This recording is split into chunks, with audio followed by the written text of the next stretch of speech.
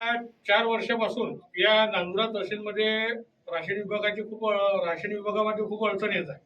या राशन विभागामध्ये बऱ्याचशा लोकांचं ऑनलाईन राहिलं, किती लोकांचं धान्य चालू व्हायचं बाकी आहे, किती लोकांचं ते राशन विभागाचे जे धान्याचे पैसे मिळतात ते लोकांना पैसे मिळून नाही राहिले.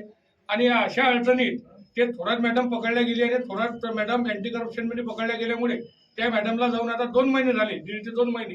इथं या नांदुरा तहसीलला नवीन अधिकाऱ्याची नेमणूक अत्यावश्यक आहे आणि नवीन अधिकारी आल्याशिवाय इथं कुठल्याही प्रकारचं काम होऊ शकत नाही.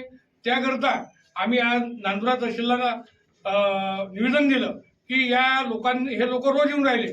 मग तहसीलदार साहेबांना मागच्या 2 हप्त्या अगोदर सांगितलं की त्या ठिकाणी एक जळगाव दामोदचे गायकवाड साहेब म्हणून येणार आहे, पण गायकवाड साहेब गुरुवार शुक्रवार येतील असं आम्हाला सांगितलं.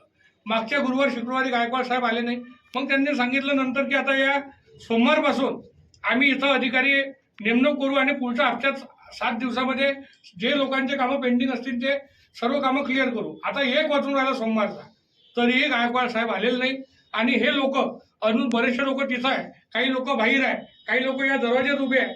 आता हे असे जर लोक एवढे लोकांचं जर कामं पेंडिंग आहे आणि इथं अधिकाऱ्याची जर नेमणूक नसेल तर मग या लोकांनी कोणाच्या तोंडाकडे आशेनं पाहायचं. आता हे काम तहसीलदार साहेबाचं आहे, इथं अधिकारी नेमणूक करणं कोणाचं काम आहे साहेब?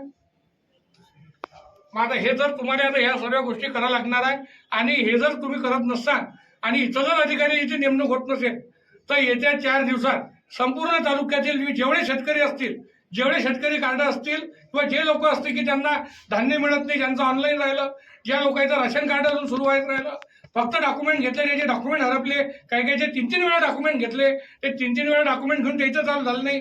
मागच्या काही कालावधीमध्ये लोकांतून 200-200, 400-400, 500-500 रुपये घेतले तरी चालू झालं नाही.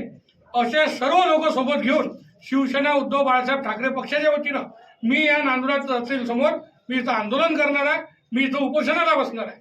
यासाठी मी आज हे निवेदन दिलं. लवकरात लवकर यावर कारवाई करून नियोजन करून इथं अधिकारी नेमणावा यासाठी आजचं निवेदन होतं.